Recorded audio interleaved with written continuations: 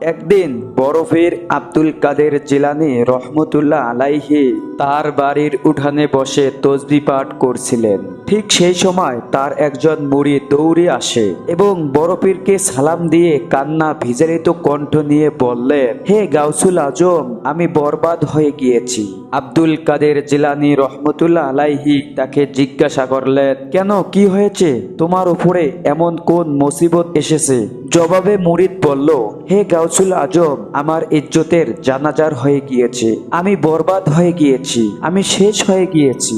হুজুর, আমার একটি কন্যা রয়েছে, খুবই সুন্দরী, আমি তাকে ঘরে রেখে লেখাপড়া শিখিয়েছি, আমি আমার কন্যার নাম রেখেছি ফাতেমা। হে গাউসুল আজম, আমার কন্যা আজ পর্যন্ত আমার অনুমতি ছাড়া ঘরের বাহিরে যায় না, কিন্তু আজকে একটু কাজে ঘরের উঠানে গিয়েছিল, তারপর সে উঠান থেকে আর ঘরে ফিরে আসেনি। আমার বাড়ির উঠানে চারপাশে এত বড় দেওয়াল তৈরি করেছি, আর সেগুলো এতটা উঁচু ছিল যে এই দেওয়াল টপকিয়ে কোথাও যেতে পারবে না। তারপরেও নিজেকে সান্ত্বনা দিতে আমি আমার গ্রামবাসীর কাছে খোঁজ নিয়েছি এবং আমার আত্মীয় স্বজনদের কাছ থেকেও খোঁজ নিয়েছি, কিন্তু আমার কন্যাকে কোথাও খুঁজে পাইনি। হে গাউসুল আজম, আমি আমার কন্যাকে ফিরে পেতে চাই এবং ইজ্জতের সাথে যেন ফিরে পাই, তাকে যেন জীবিত অবস্থায় পাই। অতঃপর বরফির আব্দুল কাদের জিলানী রহমতুল্লাহ আলাই তাকে বললেন, তুমি শান্ত হয়ে বসো। আব্দুল কাদের জিলানী রহমতুল্লাহ আলাই চোখ বন্ধ করে ধ্যানে বসলেন, আর কিছুক্ষণ পর চোখ খুলে বললেন, তুমি শান্ত হও, তুমি তোমার কন্যাকে ফিরে পাবে, জীবিত অবস্থায় ফিরে পাবে এবং তাকে পুরা ইজ্জতের সঙ্গে ফিরে পাবে। গাউসুল আজমের মুখে এমন কথা শুনে মুরিদ কিছুটা শান্ত হলো। এরপর বরফির আব্দুল কাদের জিলানী রহমতুল্লাহ আলাইহি তার মুরিদকে একটি জঙ্গলের কথা বললেন। সেই জঙ্গলের কথা শুনে বরফিরের মুরিদ একটু ঘাবড়ে গেল। মুরিদ বলল, হে গাউসুল আজম, এটা তো খুব ভয়ানক জঙ্গল, সেখানে তো দিনের বেলায় মানুষ যেতে ভয় পায়। বরফির আব্দুল কাদের জিলানী রহমতুল্লাহ আলাইহি বললেন, হে বৎস, তোমার কোনো ভয় নেই, তুমি জঙ্গলে চলে যাও। জঙ্গলের ভিতরে তুমি কিছু বাড়ি দেখতে পারবে এবং প্রথম বাড়িটি অতিক্রম করে যাবে, এরপর দ্বিতীয় বাড়িটি অতিক্রম করে গিয়ে তৃতীয় বাড়িটির সামনে পৌঁছে যাবে। সেখানে গিয়ে সূরা ফাতিহা পাঠ করবে এবং তোমার শরীর পুরোটা বন্ধ করে নেবে, তোমার আঙ্গুল দিয়ে চারপাশের একটি বৃত্ত এঁকে নেবে। এমনটা করার কিছুক্ষণের মধ্যে তোমার পাশে জিনের আনাগোনা শুরু হবে। সেই জিনেরা ভয়ানক আওয়াজ করে তোমাকে আক্রমণ করার চেষ্টা করবে, কিন্তু তারা কোনোভাবে সেই বৃত্তকে অতিক্রম করতে পারবে না। যখন তারা সম্পূর্ণ ব্যর্থ হয়ে যাবে, কিছুক্ষণ পরে তার শাহিনচা জিন একটি ঘোড়ায় চড়ে আসবে, আর সে হবে অত্যন্ত শক্তিশালী। সে এতটাই শক্তিশালী হবে, অনেক বড় বড় পাহাড় সে 1 মিনিটের মধ্যে মিশিয়ে দেবে এবং একাই ধ্বংস করার মতো ক্ষমতা রাখবে। কিন্তু সেসব কাজ করা পারলেও তোমার বৃত্তকে স্পষ্ট করতে পারবে না। এরপর শাহিনচা জিন তোমাকে প্রশ্ন করবে, উত্তরে সমস্ত পরিচয় ও তোমার সম্পূর্ণ ঘটনা খুলে বলবে। অবশ্যই শাহিনচা জিনকে বলবে, আমি বরফির আব্দুল কাদের জিলানী রহমতুল্লাহ আলাইহের মুরিদ, আর তিনি আমাকে তোমার এখানে পাঠিয়েছেন।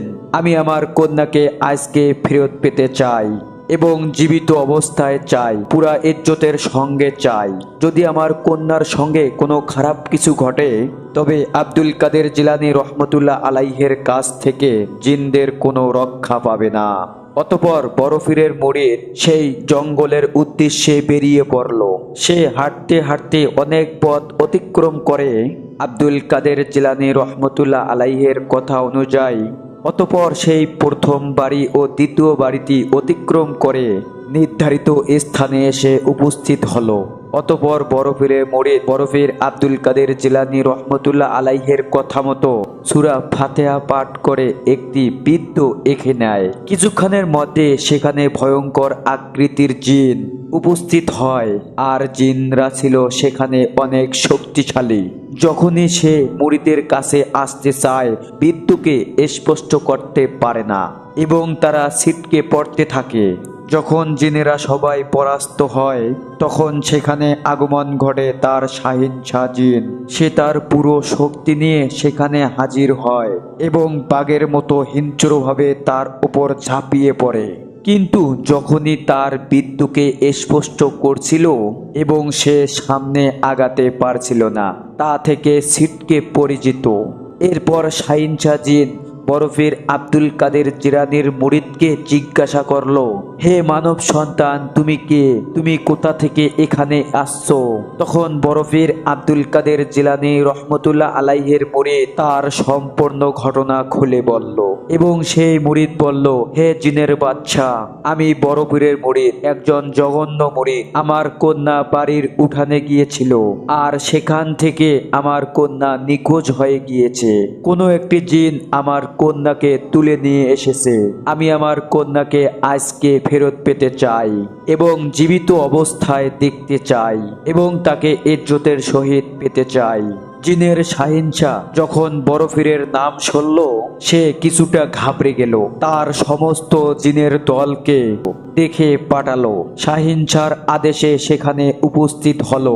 অতঃপর শাহিনশাহ সকল জিনদের উদ্দেশ্য বলল, হে জিনেরা, তোমরা শোনো, এই ব্যক্তি বরফের আব্দুল কাদের জিলানী রহমতুল্লাহ আলাইহের মুরিদ এবং তার কন্যা নিখোঁজ হয়ে গিয়েছে এবং আমাদের মধ্যে কোনো এক জিন তাকে তুলে নিয়ে এসেছে। তোমরা সবাই সমগ্র দুনিয়াকে ছড়িয়ে পড়ো এবং পানির গভীরে চলে যাও, মাটির গভীরে চলে যাও।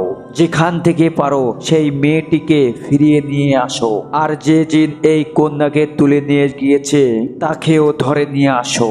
অতঃপর জিনের বাদশা বলল, হে জিনেরা, খবরদার, আমাকে যেন এই কথা শুনতে না হয় কন্যাটিকে তোমরা খুঁজে পাওনি। এই কন্যা যদি আমাদের জিনেদের কাছে না থাকতো তবে বরফের আব্দুল কাদের জিলানী রহমতুল্লাহ আলাইহি কখনো তার মুরিদকে আমাদের নিকট পাঠাতেন না।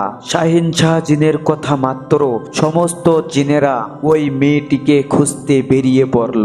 তারা সমগ্র দুনিয়ায় ছড়িয়ে পড়ল এবং মাটির ভেতরে গেল, পানির ভেতরে গেল এবং জঙ্গলের ভেতরে গভীরে বরফের মুরিদের কন্যাকে খুঁজতে লাগলো। অনেক খোঁজাখুঁজির পর সেই মুরিদের কন্যাকে, যে জিন কন্যাটিকে তুলে নিয়ে গিয়েছিল, সেই জিনকে এবং তার কন্যাকে শাহিনশাহ জিনের নিকট হাজির করা হলো। বরফের আব্দুল কাদের জিলানী রহমতুল্লাহ আলাইহের মুরিদের কন্যাকে তুলে নিয়ে গিয়েছিল। অতঃপর শাহিনশাহ জিন বলল, বেয়াদব, তুমি কি জানো না আব্দুল কাদের জিলানী রহমতুল্লাহ আলাইহি কে? তার শহর থেকে একটি মেয়েকে তুলে নিয়ে আসতে তোমার কি একটি ভয় করল না? জবাবে সেই জিন বলল, হে শাহিনশাহ, আমার তো এতটা সাহস নেই, কিন্তু আমি কি করব? মেয়েটি তার বাড়ির উঠানে বেপরদায় অবস্থায় দাঁড়িয়েছিল। সে আনমনে তার চেহারা ইনমুক্ত করছিল। আমি সেই চেহারা দেখে ইনমুক্ত হয়ে গিয়েছি, যার কারণে আমি তাকে তুলে নিয়ে যাওয়ার বাধ্য হয়েছিলাম। অতঃপর শাহিনশাহ জিন বলল, তুই তো পুরো জিনের কওমকে বিপদে ফেলে দিয়েছিস। আজকে যদি এখানে বরফের আব্দুল কাদের জিলানী রহমতুল্লাহ আলাইহি নিজেই যখন চলে আসতো, সমস্ত জিনের কওমকে দুনিয়াতে টিকে থাকা অনেক কঠিন হয়ে যেত। এরপর শাহিনশাহ জিন একজন জল্লাদ জিনকে ডেকে পাঠালো। এরপর জল্লাদ জিন সেখানে এসে উপস্থিত হলো। শাহিনশাহ জিন জল্লাদ জিনকে হুকুম দিল, এই বেয়াদবটা বরফের আব্দুল কাদের জিলানী রহমতুল্লাহ আলাইহের মুরিদের কন্যাকে তুলে নিয়ে এসেছিল। এর মাথাটা শরীর থেকে আলাদা করে দাও, একে নিঃশেষ করে দাও। বরফের মুরিদের কন্যাকে তার বাবার হাতে তুলে দাও। এরপর শাহিনশাহ জিন বরফের মুরিদকে বলল, এই নাও, তোমার কন্যাকে তুমি ফিরে নাও। তোমার কন্যাকে সহি সালামতে তোমার কাছে ফিরিয়ে দিয়েছি এবং বরফের আব্দুল কাদের জিলানী রহমতুল্লাহ আলাইহের নিকট আমাদের সালাম পৌঁছে দিও। আমি তোমার কন্যাকে পুরো ইজ্জতের সঙ্গে ফিরিয়ে দিলাম। এ কথা বলে শাহিনশাহ জিন সেখান থেকে চলে যাচ্ছিল।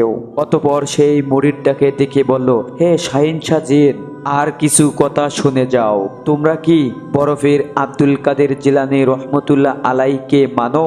এরপর শাহিনশাহ জিন বলল, বরফের আব্দুল কাদের জিলানী রহমতুল্লাহ আলাইহি শুধু মানুষের শিক্ষক নয়, তিনি আমাদেরও হাকিম।